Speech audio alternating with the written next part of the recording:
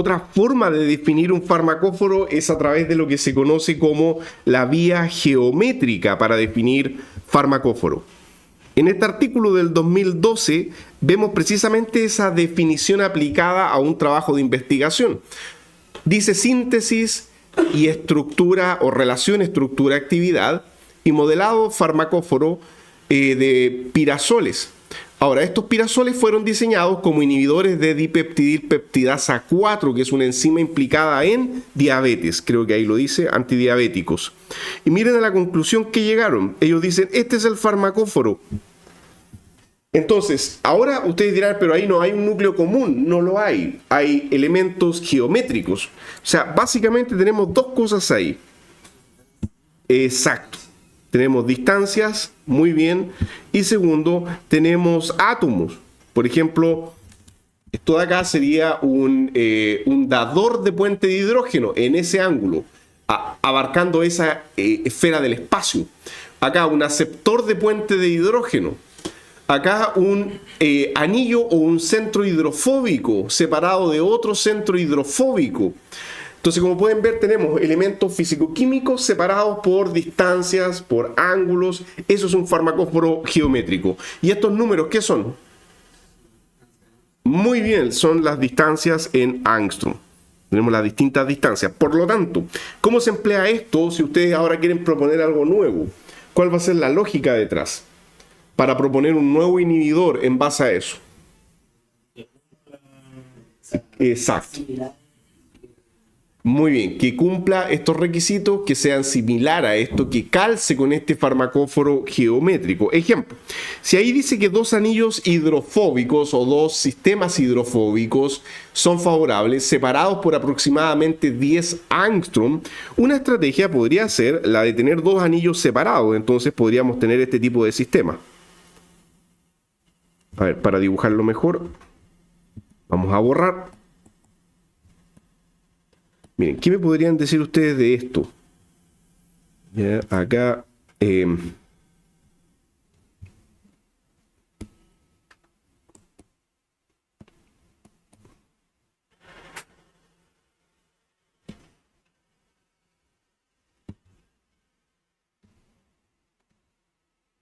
tengo 1, 2, 3, 4, 5, 6, 7.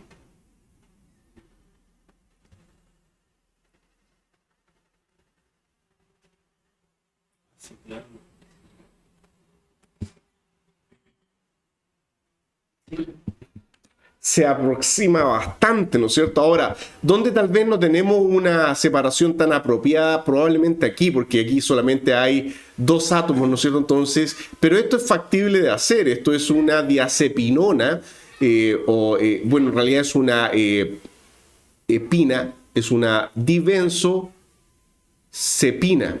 Ahora, este sistema tiene el dador de puente de hidrógeno, pero creo que esta distancia no la respeta muy bien, está muy junto esto, ¿ok? Aquí dice 4 angstrom, tal vez con un átomo más quedaríamos más separados, porque aquí entre estos dos hay solamente un enlace, así que tal vez con suerte habrán de 2 a 3 angstrom de distancia como máximo de núcleo a núcleo. Pero se aproxima, se entiende la idea, entonces ya con esto en mente uno lo hace calzar, obviamente no en el papel de manera computacional, es más fino, uno puede medir distancias desde este centro hasta este centro y así, y tendríamos la posibilidad de crear algo nuevo, nada más que viendo ángulos y enlaces. Entonces yo les motivo a que químicamente siempre estén viendo y tratando de mentalmente diseñar cosas. Ya ese es el objetivo, más allá de descansar solamente en un software.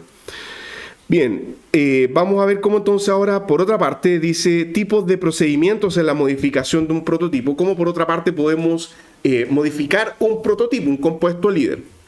La primera estrategia y la más simple es nada más que la simplificación estructural, que consiste en ir simplificando la molécula por eliminación de fragmentos. ¿Por qué habría usted de querer modificar un prototipo? Bueno, la respuesta es cuando la estructura es muy compleja. Ejemplo, un compuesto de origen natural. El ejemplo clásico, el caso de la morfina y sus derivados. Podemos simplificar lo que queramos, no, porque a veces se pierde la actividad. Y en casos esporádicos, complejizar más la molécula es favorable. Ya, eso es lo que menos buscamos. por razones de costo. Acá está la eliminación de cada uno de los ciclos. Ahí tenemos la imagen global. Tenemos en el centro la molécula de morfina y se llegó a la conclusión de que lo que está en color rojo es el farmacóforo. Ahora, ¿cómo se llegó a esta conclusión? Eliminando cosas de la estructura, creando moléculas de síntesis que son más simples. Por ejemplo, acá se borró el anillo de furano. Acá se borró el anillo de ciclohexenol. Acá se borraron todos menos el aromático y el D. ¿Qué es esto? A ver, por ejemplo, este de acá ya es bastante simple. Es un benceno. Es un benceno interconectado. O sea, si ustedes lo ven directamente, esto es así. A ver, tengo 1, 2, 3. Entonces 1, 2, 3 y acá, ¿no es cierto?, el nitrógeno. Son dos ciclos conectados de esa manera, con distintas cosas, ¿no es cierto?, allá y acá. Entonces, ¿cómo se llama este anillo con nitrógeno? Muy bien, es una piperidina. Perfecto, entonces podemos ver de que la simplificación está llegando a su nivel máximo cuando abrimos el anillo de piperidina, pero si eliminamos el benceno se pierde la actividad. Entonces, de esa manera se descubrió que el farmacóforo era un anillo aromático, un carbono cuaternario y, incluyendo el carbono cuaternario, 3 átomos de distancia hacia un átomo de nitrógeno protonable. Y por eso que ahí está el farmacóforo marcado en color rojo. De esa manera entonces llegamos a una estructura. Pregunta, ¿y cuál era el farmacóforo en los derivados de tipo ergotamínicos? Fue lo último también que vimos en la clase pasada. Cuando teníamos un ergotamina. Una estructura bien compleja. ¿Qué era la ergotamina? Vayan repasando, ¿ya? Es un antihistamínico. Exacto. ¿Ya? ¿Y cuál era el farmacóforo? La ergotamina era súper complicada químicamente hablando, era una molécula compleja, pero llegábamos a esta conclusión de que el farmacóforo era un anillo indol y acá en la posición 3, 1, 2 y 3, N, ya con distintos R's ahí. ¿Por qué era ese el farmacóforo? ¿A qué se parece esto? Perfecto, muy bien. Esto es un derivado muy parecido a la serotonina. La serotonina tiene acá un grupo amino y en la posición 5 acá tiene un... Muy bien, perfecto, tiene un alcohol. Entonces, esto va a tener efecto en receptores de serotonina. Bueno, acá tengo otro farmacóforo diferente, un anillo aromático, un carbono cuaternario y el nitrógeno protonable. Es diferente, solamente que los nitrógenos son muy abundantes en farmacóforos, pero la estructura farmacofórica es distinta. Acá está el farmacóforo propuesto. Entonces, por simplificación, llegamos a algo simple. También se puede complejizar la estructura, pero eso es raro. Por una reacción de Diels-Salter podemos colocar acá un anillo extra y tenemos a la etorfina, que es tan potente que sirve para sedar animales salvajes grandes como un elefante, por ejemplo. Segunda estrategia, podríamos asociar dos moléculas. Tenemos como segunda estrategia la unión o la formación de una molécula híbrida, asociación de dos moléculas. Y dado que estábamos hablando de paracetamol ya, tenemos ahí abajo la molécula de paracetamol, la molécula de aspirina, y el paracetamol sí llega al cerebro, ¿ya? Y hay una teoría, y hay paper al respecto, ustedes lo pueden buscar, que se llama la teoría cannabinoidea, que muestra que hay metabolitos de paracetamol que se conectan covalentemente a lípidos de membrana, y esa forma de paracetamol generaría, digámoslo así, disminución del dolor por actuar en receptores de cannabinoides cerebrales. Aparte de eso, se postula que el paracetamol también podría estar actuando en las enzimas ciclooxigenasas cerebrales en una isoforma que se llama COX-3, que es cerebral. O sea, hay mucho por estudiar todavía, por tanto, de que llega a cerebro, si llega a cerebro. Esa es una hipótesis, la hipótesis cannabinoidea. Ahora, ¿qué es lo que pasa si es así? ¿Por qué podría ser no bueno? ¿Perdón? no sé si en un adulto podrá generar adicción, ya lo desconozco, pero fíjense que a nivel de sistema nervioso, el sistema cannabinoide es un sistema regulador. Tenemos los neurotransmisores excitatorios, los neurotransmisores inhibitorios, pero el asunto es mucho más complejo que eso. El sistema cannabinoide está como al medio, regulando la función de otros receptores. Entonces, tocar ese sistema con un xenobiótico, con algo externo, probablemente no es muy bueno, ¿ya?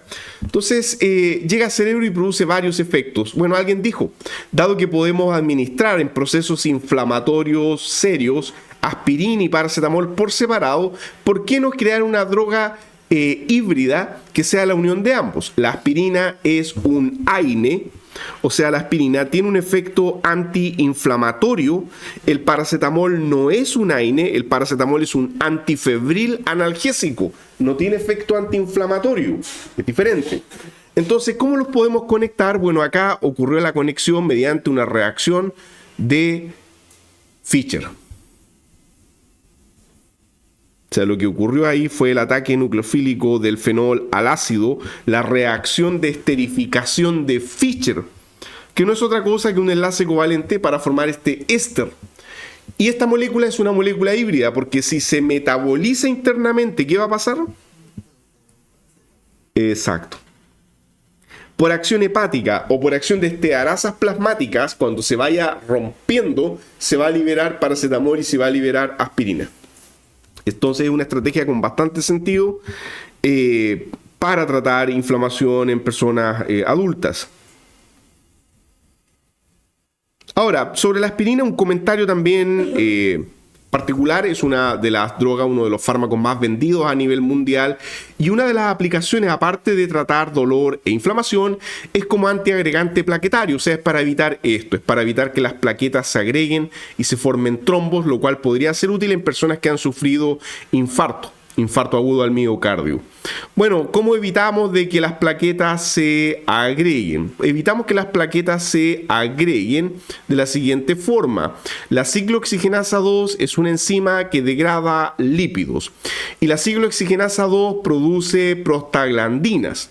Y muchas de estas prostaglandinas desempeñan funciones normales en el organismo, funciones benéficas para el organismo, pero algunas producen dolor, producen inflamación y por tanto podemos bloquear a la ciclooxigenasa con aspirina. Hay varias isoformas, está la COX-1, está la COX-2, pero el problema es que también al bloquearlas se dejan de producir algunos otros mediadores llamados prostaciclinas, que son vasodilatadores de las arterias. Entonces, si no tenemos prostaciclina, las arterias están más propensas a estrecharse. Entonces se puede producir un efecto paradójico a largo plazo por el uso prolongado de aspirina. Debería ser por un tiempo después de sufrir un infarto al miocardio, más que algo a perpetuidad.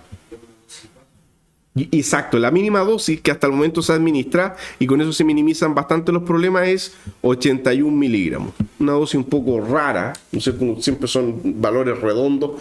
Bueno, para el caso de la aspirina es 81 miligramos.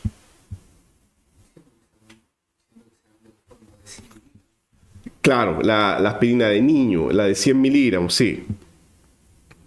Bien, acá tenemos otro híbrido. La primera parte ya dice acción diurética. Tenemos una sulfonamida diurética, el farmacóforo de una sulfonamida diurética, que por alquilación directa genera esta molécula híbrida. ¿Alquilación directa de qué? Bueno, este fragmento que está acá abajo es un fragmento de un agente beta bloqueador. Es un derivado de un fármaco llamado pindolol. ¿Se acuerdan estas terminaciones? Eso era denominación común internacional.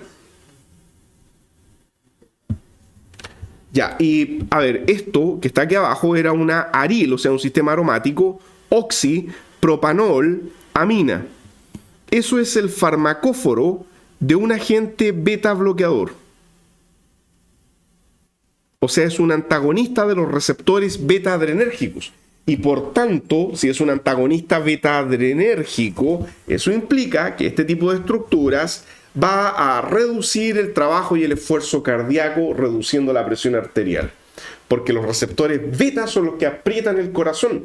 Entonces, si usted los bloquea, tiene un bombeo más relajado y no una hipertensión en el cuerpo. Por eso que son antihipertensivos de efecto prolongado a través del tiempo, pero no rápido. Ya el efecto antihipertensivo de un beta bloqueador demora un poco en manifestarse.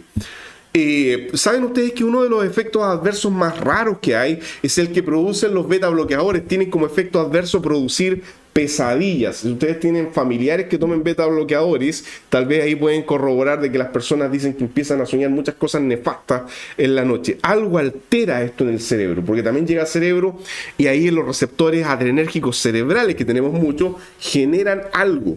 Bueno, alguien dijo: ¿por qué no le pegamos en el grupo amino un diurético que ayuda a eliminar orina y por tanto reducimos más la hipertensión arterial? ¿Y por qué acá? Porque se sabe que los receptores beta adrenérgicos permiten un grupo voluminoso a nivel de el amino. Por tanto, la conexión no podía ser en cualquier parte. Los receptores beta adrenérgicos, cuando esto se enlaza a los receptores beta adrenérgicos, tienen un espacio acá que permite conectar algo voluminoso. Entonces esto puede actuar directamente en los receptores beta adrenérgicos. Y por esta otra parte va a actuar también en los receptores de los nefrones para producir diuresis. Entonces tenemos dos efectos combinados. Muy interesante. ¿Qué me pueden decir de la estructura? ¿Este fármaco es quiral? Ya, ¿dónde? Muy bien, exacto. Ese carbono es quiral. Perfecto. Y podemos buscar alguna estructura de esto para que vean la importancia de la quiralidad. Vamos a capturar pantalla.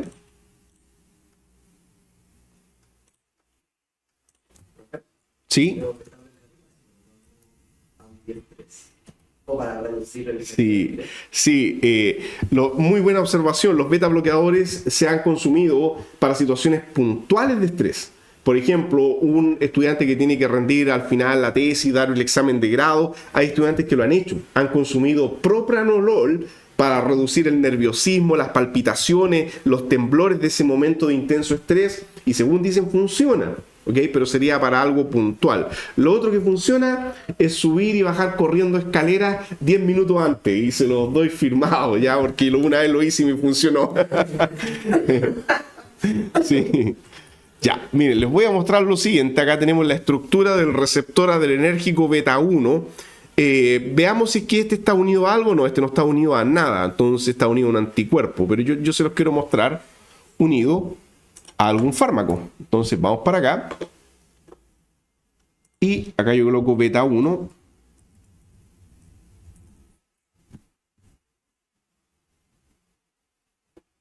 Por ejemplo, aquí tenemos beta 1 unido a Carasol.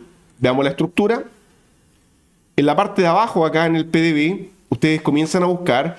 Pregunta, de todas estas moléculas que están acá, 1, 2, 3, 4, 5, ¿cuál es el fármaco? Todo eso viene en el cristal, en la proteína cristalizada, quedó pegado todo eso. ¿Cuál de esas estructuras es el fármaco? ¿Cuál creen ustedes? Así viéndolas rapidito al ojo. ¿Cuál es la proteína? Beta 1, esto es el receptor adrenérgico beta 1. A nivel cardíaco, este produce incremento de la contractilidad. Este es el que queremos bloquear para reducir la presión arterial. Ya, vamos para acá. ¿Cuál es? 0 de arriba hacia abajo. 1, 2, 3, muy bien. Este de acá, ¿de qué tiene cara? Aquí está el nombre, colesterol, ¿ya? Ya, tenemos un fosfolípido acá de membrana probablemente, tenemos el fármaco, tenemos otro glicol, probablemente esto es parte de los solventes, ácido cítrico, eso es una molécula que es, digámoslo así, probablemente propia de los buffers con que se cristalizó la proteína, entonces por eso están estas otras moléculas. Ya, pero miren, el carasol que tenemos acá, a ver si es que lo puedo maximizar, ahí está. Vean qué interesante. Aril, o sea, ¿no es cierto? Ya, ariloxi, perfecto, propanol, amina. Y aquí la amina alquilada con un grupo relativamente voluminoso, no tan exagerado como el otro, pero aquí podemos conectar cosas grandes. Pregunta, ¿qué carga tiene esto a pH 7? Se carga el... ¿cómo se llama? Abajo. La amina, no sé. Perfecto. Este va a tener carga +1 y este de acá va a estar neutro porque este es aromático. Ya. Veamos entonces ahora. Ah, y la configuración absoluta. ¿Qué configuración absoluta tiene esto? Este carbono. Ahí hay una letra. Claro, este carbono es el quiral. De hecho, ahí lo dice, uno no se alcanza a ver muy bien, pero es ese, ¿no es cierto? Porque prioridad 1 sería este, después prioridad 2 para acá y prioridad 3 para acá, así que es ese. El protón va para atrás. Y es importante que sea ese sí. Entonces, miren, vamos a la interacción que debería estar reportada acá.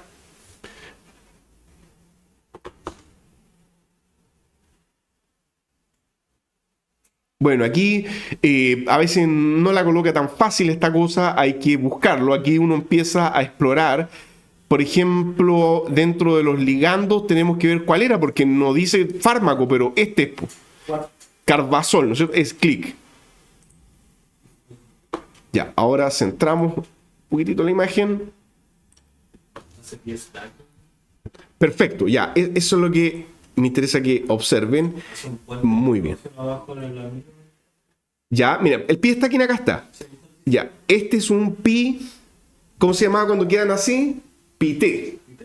Tenemos una interacción de tipo pi-T. ¿Qué residuo es esto? Una fenilalanina. Ahí abajo dice fenilalanina 404. Está numerada y tenemos el pi-T. Voy a rotar un poco, ¿ya? Y vean aquí dos cosas. La parte etanolamina, que era la parte quiral, ¿por qué es tan importante que sea ese? Porque si estuviese orientado a la otra parte no había el puente de hidrógeno. Exacto.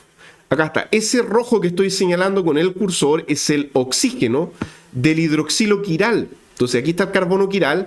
Si fuera R no haría esta interacción, quedaría haciendo estorbo estérico. De hecho, quedaría el oxígeno orientado a la fenilalanina de abajo, ¿no? Quedaría para el otro lado y por tanto no haría nada. Claro, se perdería esta interacción. Entonces la afinidad baja drásticamente. Pero acá miren, una doble interacción con este residuo que no es otra cosa que un aspartato, dice ahí abajo. O sea, tengo que la interacción es un puente de hidrógeno doble. O sea, ese protón está más que agarrado entre esos dos oxígenos. Al mismo tiempo, ahí a la distancia, el nitrógeno, ¿qué está haciendo? También puente de hidrógeno. Ya, a ver. 4. ¿Por qué se ven? Claro, fíjense que el nitrógeno, voy a ver si que puedo mover un poco para... Ah, no. Un segundo, ya. Pero también está orientando a otro aminoácido. Sí, es que eso es lo que quería preguntarle a ustedes, miren. Si de nuevo lo toma. Falta el... Ah, claro, ahí mire, ahí sí.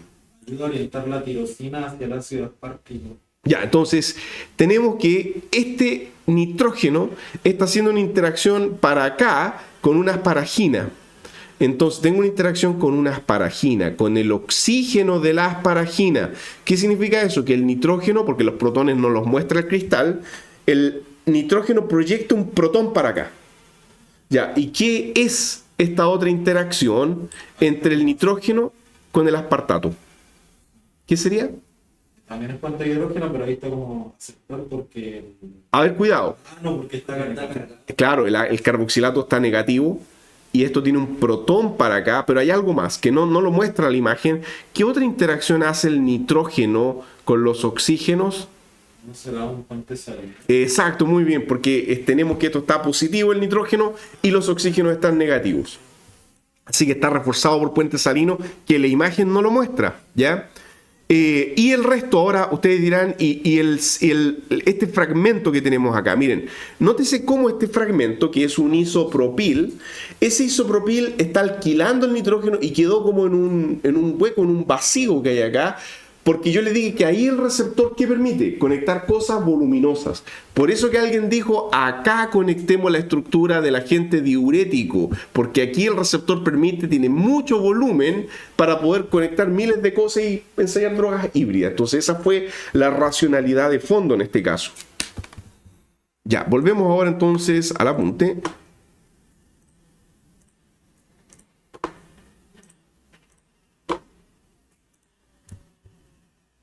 Ya, dejamos entonces de lado nuestra droga híbrida y ahora la estrategia más empleada por lejos, llamada técnicamente replicación moduladora, la cual consiste en ir variando fragmento por fragmento.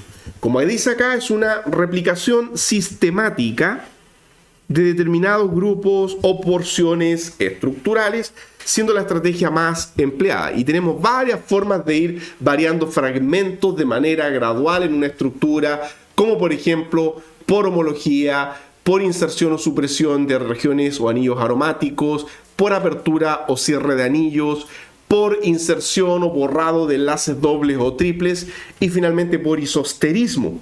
Entonces, ¿qué son todos esos conceptos? Los vamos a ejemplificar ahora, ¿ya? Porque esta es la manera más simple de poder modificar una estructura de manera racional cuando ustedes vean un nuevo derivado. Primero, recordemos estos dos conceptos. Uno, unión inespecífica. Cuando un fármaco tiene efecto inespecífico, ¿qué significaba eso? ¿Se acuerdan?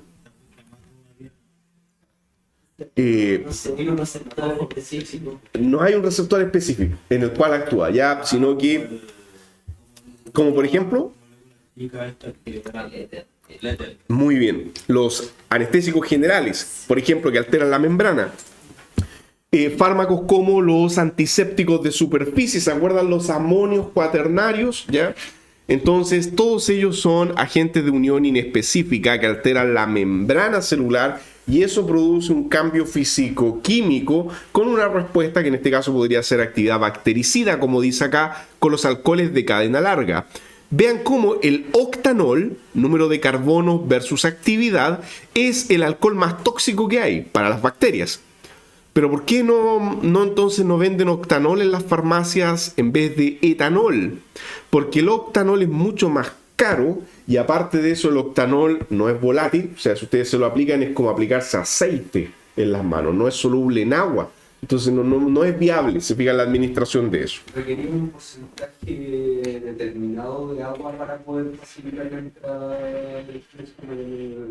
del alcohol y poder generar el deseado. Buena observación. Saben que en este caso el octanol no es soluble en agua. Entonces, aunque uno le agregue un poco de agua, no se va a solubilizar. Es súper lipofílico. Ahora, recuerden que cuando veíamos log-P, decíamos que ese es el coeficiente de partición de tipo octanol agua. ¿Ya? Entonces, es insoluble y simula un lípido de membrana. Ya, perfecto. Entonces, como podemos ver, la actividad biológica respecto al largo de cadena sigue más o menos una campana de Gauss. Cuando la unión es específica, alargar o acortar cadenas puede tener consecuencias drásticas.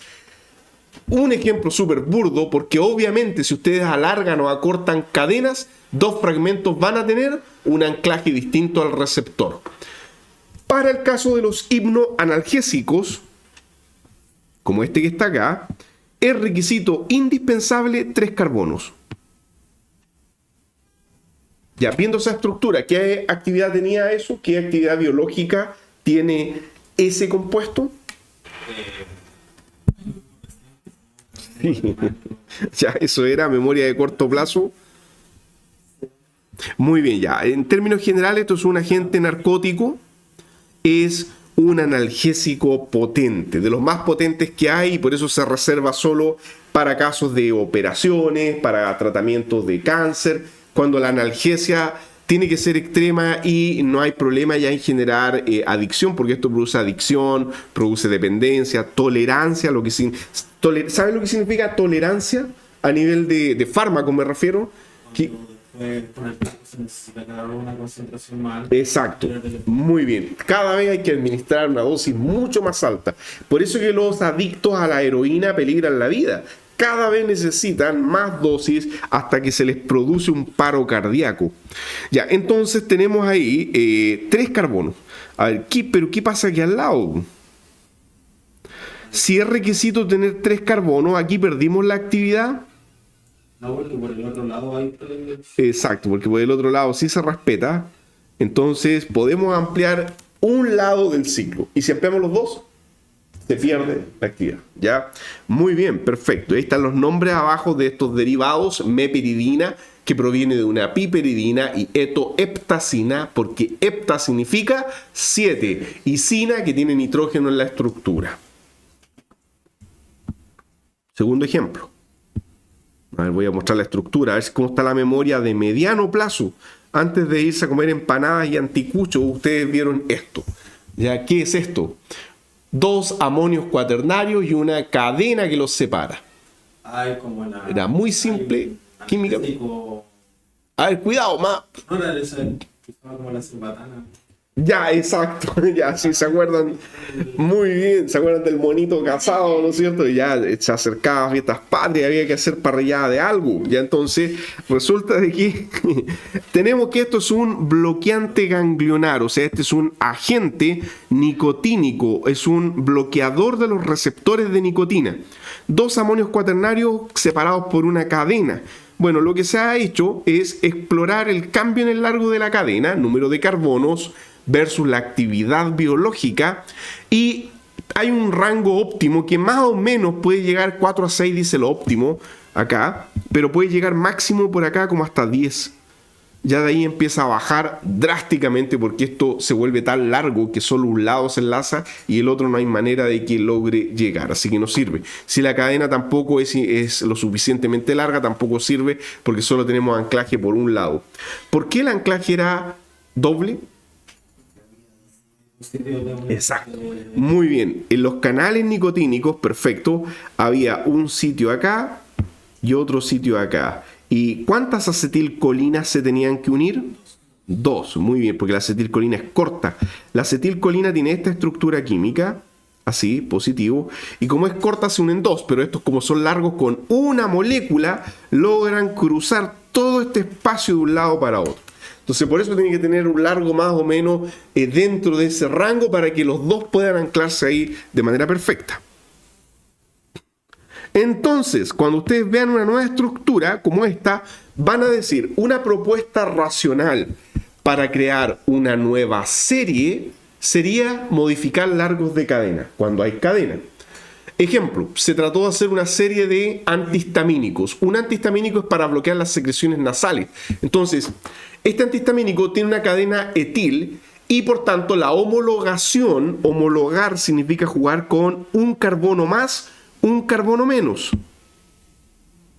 Homologar es ir alargando o ir acortando, poniendo o quitando carbonos. Entonces lo hicieron, alargaron la cadena. Pero hubo un problema. Se perdió la actividad y se consiguió una nueva. Nada más que por modificar un átomo en la estructura. Dejó de ser antihistamínico y pasó a ser antidopaminérgico. Esto lo que hace es bloquear los receptores de dopamina D2. Es un antipsicótico. Por tanto, hubo un cambio en la actividad biológica. Entonces, ¿qué pueden concluir ustedes de eso? Que hay una interacción clave que la hace el átomo de nitrógeno. Al alargar la cadena, se perdió esa unión clave, pero se consiguió afinidad en otro receptor muy distinto, como los receptores de dopamina. Y los antihistamínicos están a nivel periférico, pero también a nivel del sistema nervioso central. ¿Por qué está esta foto acá? Exacto, hasta donde se sabe era esquizofrénico. Y por eso que pintaba la realidad de esa forma distorsionada. Muy bien.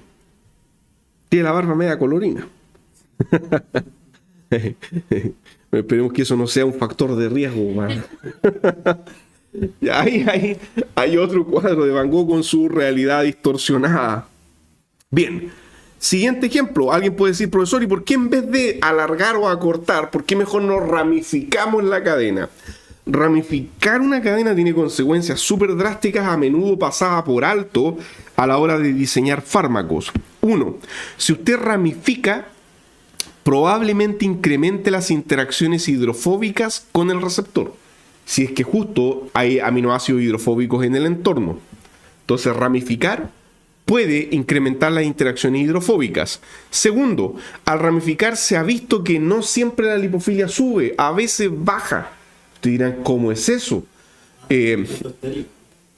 A veces, miren, este punto es bien delicado ya, porque estamos incorporando un átomo más. ¿A qué nos referimos con eso que la lipofilia baja? Voy a insertar una página. Eso tiene sentido en igualdad de átomos de carbono, me explico. Miren, si ustedes tienen esto, 2, 3, 4, a ver, 1, 2, 3, 4, 5. Ya, este sería el pentano, que es lipofílico, y este otro así, tiene 1, 2, 3, 4, 5. También tiene, y claro, este de hecho se llama neopentano, y tiene también 5. Los dos son C5H12. Son isómeros. En igualdad de cantidad de carbonos, pregunta, ¿cuál es más soluble en agua? El neopentano es más soluble en agua, muy bien. Entonces, este tiene menor log P y tiene mayor ramificación. A eso nos referimos. Ahora, pregunta, ¿por qué? ¿Alguna explicación? ¿Algo estructural? Porque el pentano se puede por interacciones hidrofóbicas. Exacto. Para el neopentano es más difícil. Exacto. Entonces, Es mucho más difícil. ¿Por qué? porque tiene impedimento estérico. Ya, la forma de la molécula es más redonda y por tanto las esferas tienen menos puntos de contacto que una superficie plana.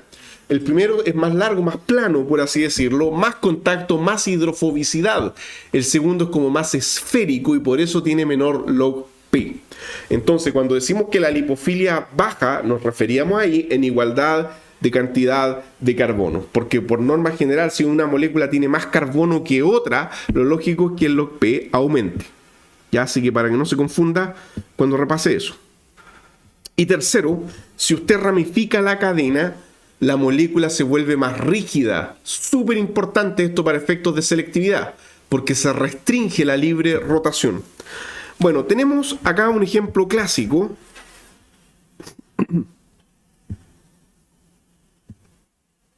Dice ahí mercapto, propanoil, prolina. Pregunta, ¿dónde está la prolina?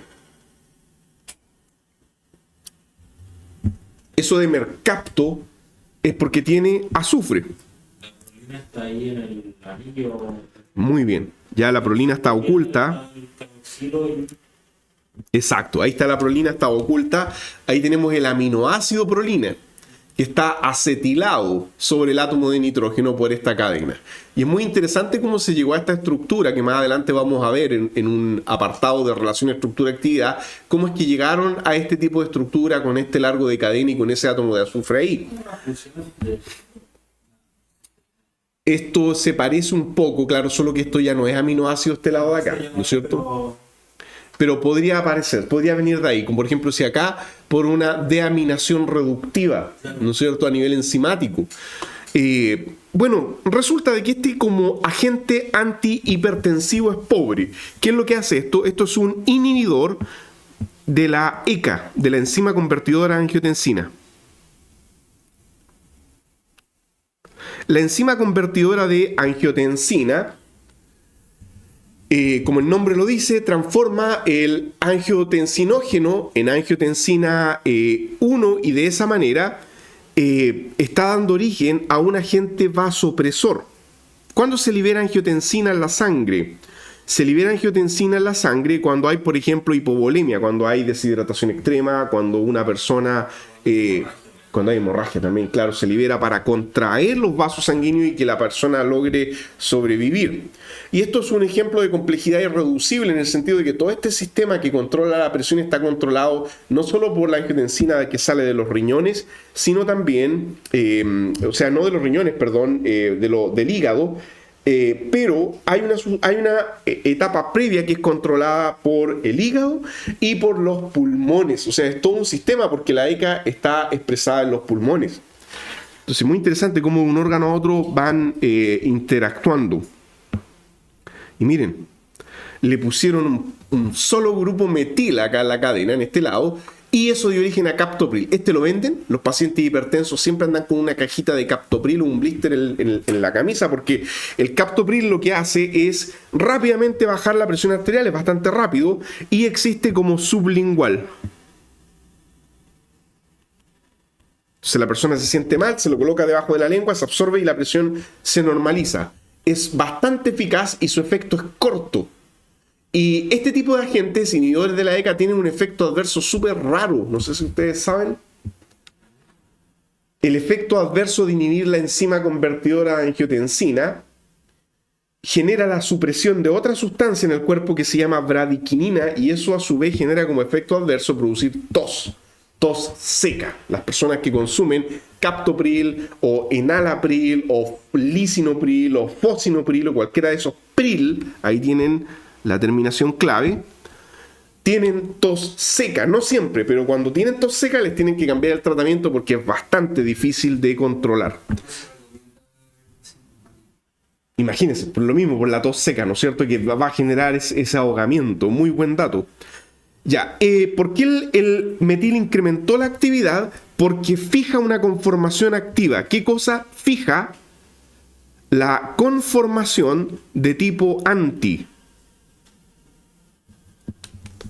Si nosotros vemos eclipsado, miren, todo esto de acá, voy a marcarlo. A todo esto le vamos a llamar R. Este R que está acá.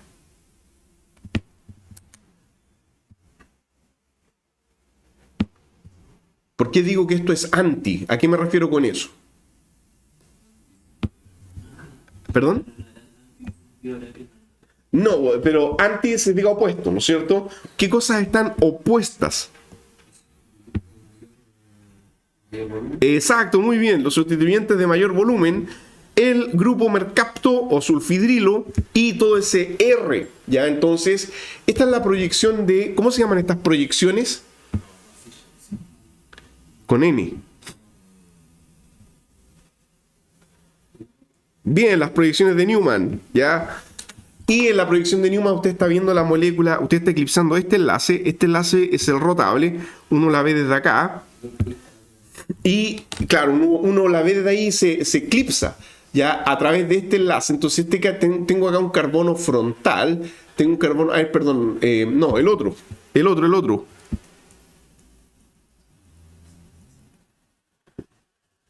Acá, ahí sí. Ahí sí. Podemos eclipsar el otro también, pero generaría otra proyección. Ahí sí. Entonces tenemos que aquí adelante veríamos metil, protón y el R. Acá está, entonces metil, ¿dónde está acá? Metil, protón y el R. Y atrás, el mercapto y los dos protones. Ahí está, el mercapto y los dos protones.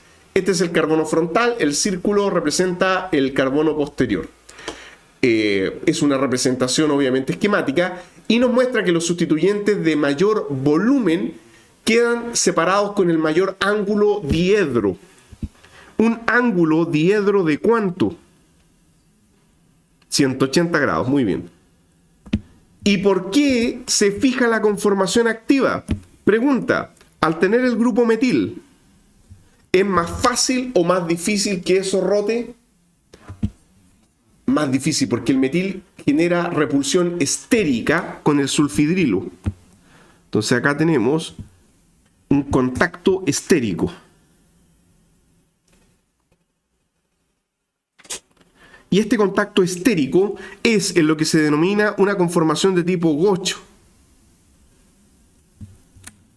Una conformación en que estos dos están cercanos y se topan, es como que se traban en el espacio, haciendo que esa rotación se vea restringida. Así que no lo olviden más, cuando uno ramifica una cadena, la cadena se vuelve mucho más rígida.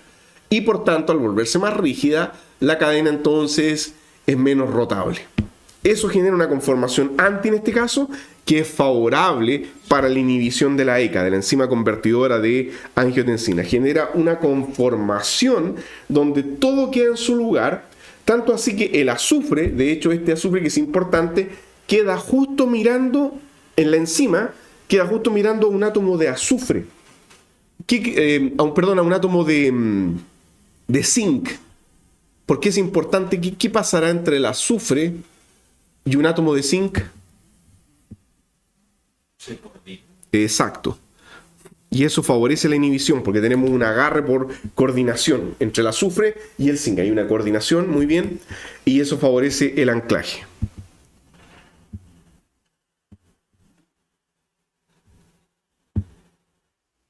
Si en vez de ramificar, comenzamos a incorporar extensos sistemas aromáticos dentro de la estructura, ¿qué puede pasar? Aumenta la lipofilia, ya, muy bien. Va a aumentar drásticamente la lipofilia. Segundo, van a aumentar muy probablemente las interacciones de tipo Y p-stacking. Perfecto. Y tercero, si aumentan las interacciones de p-stacking, muy probablemente va a aumentar el tiempo de permanencia en el receptor.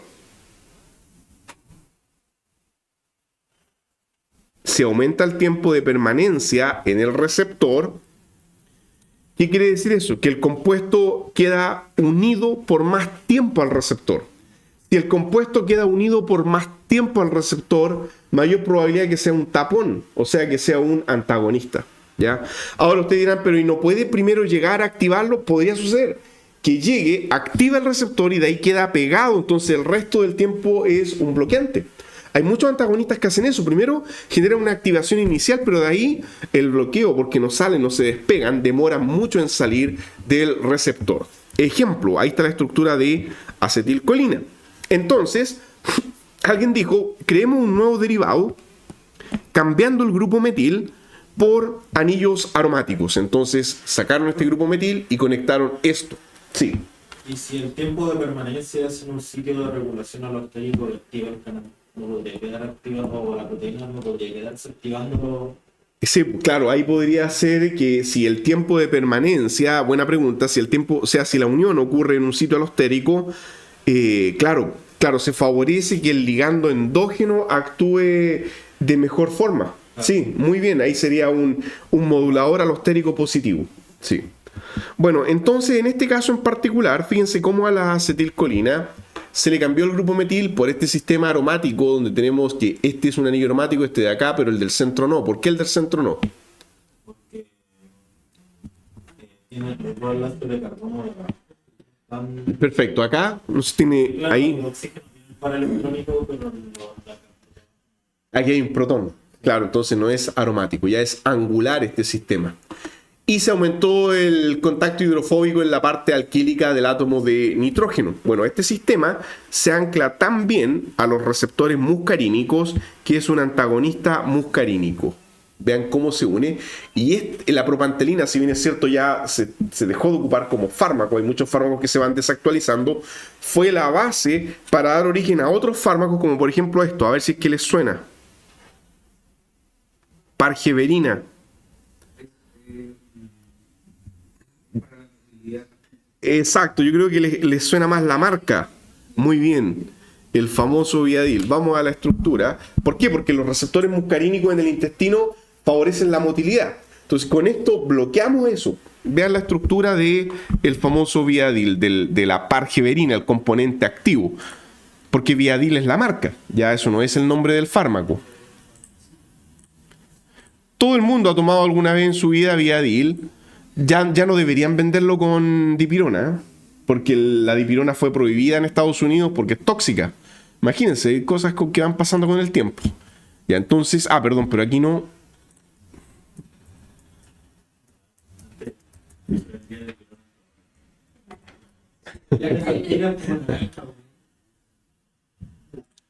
Como 3 metros de Era sí, esas tiras largas de plástico. Increíble. Pucha, aquí. Bueno, se ve de esta manera, pero se entiende la estructura. Ya, ¿cuál es la acetilcolina? Acá está, miren, vean, el éster, el grupo etil y el nitrógeno, que en este caso ustedes dicen no es un amonio. No importa porque esto se va a protonar a pH 7.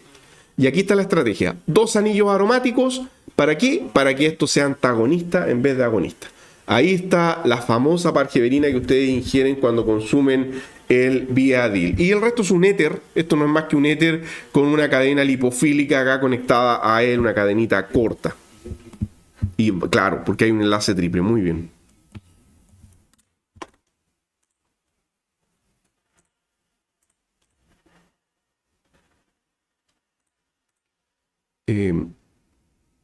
Volviendo al apunte. Ya lo expliqué, así que me voy a saltar la explicación de las interacciones de p-stacking porque eso estaba en el apunte anterior. Ya, para ir ya terminando, ya, estrategia siguiente, apertura o cierre de anillos. Si ustedes abren un anillo, se vuelve más flexible el análogo y eso va a incrementar la libertad conformacional y por tanto va a simplificarse la estructura, como lo que ya vimos en el caso de la morfina. Pero si ustedes cierran un anillo, el compuesto se vuelve más rígido y por tanto vamos a tener una conformación activa fija. Ejemplo, las fenotiacinas. Voy a mostrar ejemplos puntuales ahora. Pregunta. ¿Sí? ¿Perdón? Eso también podría como jugar un poco con la selectividad del compuesto. Exacto, muy bien, Christopher, me leíste la mente ya, eso iba a preguntar, ¿en cuál de los dos casos vamos a tener mayor selectividad? Muy bien, perfecto. Entonces acá tenemos mayor selectividad en la unión a los receptores, mayor probabilidad de que sea activo solo en uno o pocos tipos de receptores. La selectividad absoluta no existe. Ahora, yo sé que en los papers ustedes leen, pero esto me da solamente un valor en este receptor, porque eso es lo que los autores midieron. Pero en realidad la selectividad absoluta no existe. Siempre las moléculas tienen algún otro efecto, igual que los efectos adversos. Algo que no tenga efecto adverso, eso también es mentira. No existe algo sin efecto adverso. Todo tiene algún tipo de efecto. Bien, veamos algunos casos característicos de esto. Miren qué interesante. Acá tenemos dos moléculas con la misma actividad biológica. Trimepracina y metildiazina. Bueno, ¿qué son estos? Son estructuras base de antipsicóticos, de antagonistas de 2. A ver, voy a contar acá. Fíjense que está el sistema aromático y tenemos 1, 2, 3, contando desde el nitrógeno, y ahí 4 y el nitrógeno. 1, 2, 3, 4 y el nitrógeno. O sea, es el mismo farmacóforo, exactamente el mismo. La única diferencia es que aquí al lado ciclamos y fruto de eso, pregunta, ¿por qué la lipofilia al ciclar tuvo una reducción?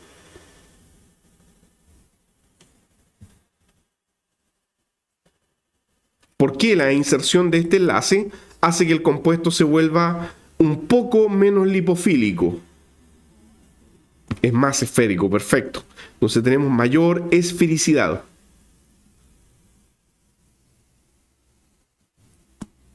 Ahora ustedes dirán, pero es despreciable. Es escala logarítmica, así que no es tan despreciable. ¿Yeah? Segundo, dice, anula la rotación sigma. ¿De cuál enlace? El que se está marcando acá con la flecha. O sea, inicialmente este enlace es rotable y ahora no es rotable. 100% anulado su movimiento.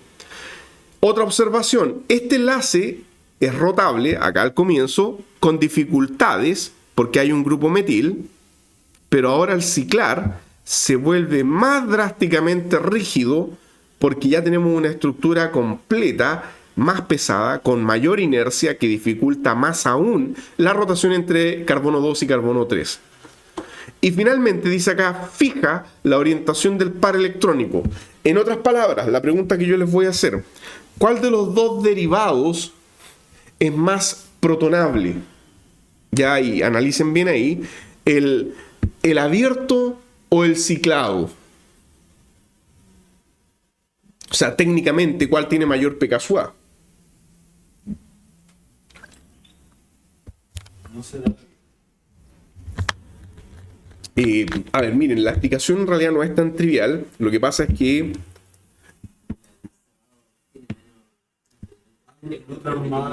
ya, miren. Ya, el punto viene por acá. Recuerden que el nitrógeno a temperatura ambiente puede experimentar fácilmente la inversión de la nube electrónica. ¿Se acuerdan algo de eso? Por eso que los nitrógenos terciarios no son quirales, porque la nube electrónica se da vuelta, se invierte la estructura piramidal muy fácilmente. Y no es que esté girando la molécula, es que se da vuelta, ya como un ejemplo burdo, ya un paraguas que se está invirtiendo. Es así porque la nube que estaba acá arriba ahora pasa a estar abajo. Y por tanto, si los tres sustituyentes eran diferentes, uno diría que a lo mejor era quiral. No lo es porque se mueve la nube electrónica muy rápido, se interconvierte uno en otro. Pero acá este juego está favorecido o limitado al estar ciclado. Limitado, es mucho más difícil. Y por tanto, el par electrónico permanece fijo en el espacio por más tiempo y por tanto es más fácil su protonación. porque el par electrónico ahora puede captar un protón con mucha mayor facilidad así se está moviendo de un lado a otro. ¿Se entiende la idea? Entonces es más protonable al estar ciclado que cuando no está ciclado. Y por eso, no sé si aquí abajo dice algo al respecto, dice que aumenta ligeramente la hidrosolubilidad. Va a ser más protonable, más esférico, más hidrosoluble. Así que todo eso por hacer un pequeño ciclo en la estructura. Segundo ejemplo. Dopamina. Acá está la estructura de dopamina. ¿Qué pasa si a la dopamina le incorporamos esto? Memoria de largo plazo. ¿Qué molécula sería esa? Sin el OH es dopamina. Cuidado, ya. Sí, muy bien, noradrenalina. ¿Y cómo es la adrenalina?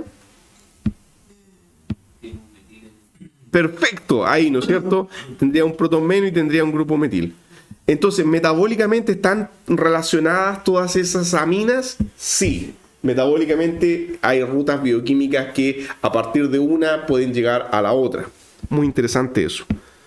Ya, voy a borrar. Ya, bueno, esta es la dopamina. Y resulta que podemos fijar una conformación bioactiva favorable. Vamos a ver la proyección de Newman. El conformero anti tiene la mejor afinidad por los receptores dopaminérgicos. El conformero anti es ver la molécula desde acá. O sea, vamos a ver este enlace, vamos a eclipsar este enlace. Ahí está el grupo amino, los dos protones. Y la pregunta es, ¿y cómo fijamos esto? Por incorporación de un ciclo. Vamos a ciclar desde esta posición hasta acá. Y eso se consigue de esta manera. Ahí tenemos la molécula 5,6 dihidroxi-2 aminotetralina, que al estar ciclada fija la conformación anti entre el grupo amino y el anillo aromático. Ahí la estrategia fue un poco más compleja, ya había que ver la molécula y pensar más o menos en qué parte podríamos ciclar y luego evaluar si es que eso era factible sintéticamente. Y sí que lo es, ya no es un sistema tan difícil de obtener. Bien, la dopamina está implicada, como podemos ver acá, en experiencias placenteras y conductas adictivas. Por otra parte, la serotonina es como su contrapeso. Si la dopamina está implicada en adicciones, la serotonina frena eso de alguna forma, así que hace todo lo contrario, por ejemplo, inhibiendo el apetito. Y además regula el estado de ánimo.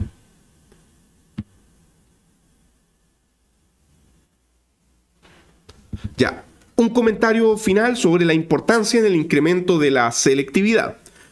Existen prototipos capaces de interactuar con muchos receptores y hoy día algunos de esos se buscan. Hoy día hay una estrategia en química medicinal que parece ir contra la corriente que le llaman los fármacos multitarget. Bueno, eso tiene sentido cuando el efecto que voy a tener es sinérgico, ¿no es cierto? Un efecto multitarget para conseguir una mayor potencia en la acción final. Exacto, con el paracetamol. Se consigue con frecuencia análogos más selectivos cuando uno restringe la conformación y con menos efectos secundarios cuando yo quiero rigidizar la molécula. Aquí hay un ejemplo puntual, dice conversión de ese antidepresivo a un derivado experimental de mianserina a el agente experimental BRL. Bueno, ¿qué fue lo que se hizo? Miren, acá al lado está la mianserina, pariente también de la mirtazapina, son moléculas antidepresivas de estructura policíclica. La mianserina y la que más se vende en el mercado es la mirtazapina, que es parecido a esto, y son estructuras así, donde tenemos dos anillos aromáticos interconectados por otro, nitrogenados y con algún nitrógeno básico en la estructura, como este de acá. Tenemos un total de 3 átomos desde por lo menos uno de los anillos aromáticos. Ejemplo. Algunos son, claro, lo que pasa es que los inhibidores de la monoaminoxidasa por lo general tienen estructuras un poquitito más pequeñas, ya como la tranilcipromina. Los inhibidores de la monoaminoxidasa por lo general son un poco más pequeños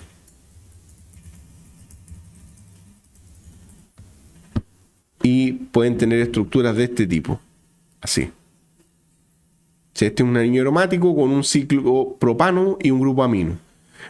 No es el único farmacóforo posible, ¿ya? La monoamino oxidasa, como el nombre lo dice, es una enzima que degrada las catecolaminas endógenas. Entonces, si con esto inhibimos a esa enzima, va a haber más adrenalina en el cuerpo, más serotonina y los estados de ánimo mejoran, ¿ya? Eso es inhibir la monoamino oxidasa. Acá es un efecto directo. Con la mianserina que estoy mostrando en la diapositiva, el efecto, sin embargo, es directo. ¿Ya? El efecto de la mianserina es directo sobre los receptores que elevan el estado de ánimo. Entonces tenemos que la mianserina no es un inhibidor enzimático, pero sí tiene estos efectos. Acá están. Antagoniza varios receptores, entre ellos, por ejemplo, el 5-HT2. ¿Qué es esto? Es un receptor de tipo, pero en sí mismo es un receptor, ¿ya? El 5-HT2 es un receptor de tipo presináptico, es un receptor presináptico autorregulatorio. O sea, si lo antagonizamos, estamos bloqueando la señal de stop dentro de la neurona y la neurona sigue liberando más serotonina al espacio intersináptico. El alfa-1, adrenérgico, también es un receptor presináptico autorregulatorio y tenemos más liberación de noradrenalina si lo antagonizamos, porque estos son los receptores que frenan la liberación de los neurotransmisores. Son los presinápticos, no los postsinápticos. Pero el problema es que también antagoniza los receptores H1 de histamina, ¿ya? Y por eso que produce un sueño brutal. Muchas de estos antidepresivos se consumen de noche y es precisamente por el efecto adverso del sueño que producen, ya muy intenso. Otro fármaco, clorfenamina, ¿no es cierto? ¿Lo han consumido? ¿Clorfenamina? Ya.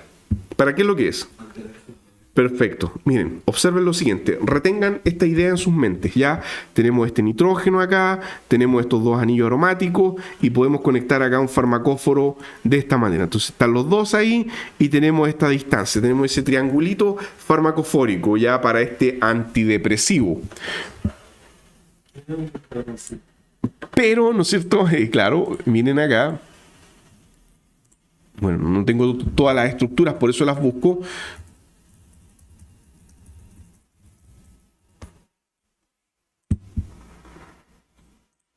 Entonces, esto está abierto, pero le es familiar.